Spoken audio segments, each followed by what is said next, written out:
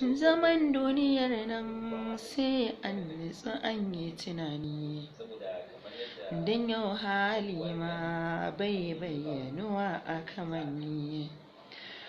Takin soyar da riba ta yi amfani, yabo da kulawar mabiya ita ke kwantar da hankali na kowa ne tsarin wani bai ruɗani.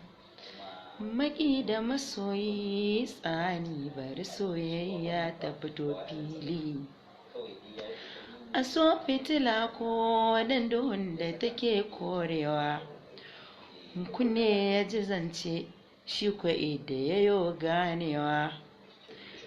Allah ka iya min dama ni ban da iyawa, sai yadda ka yi min tun fari da haka.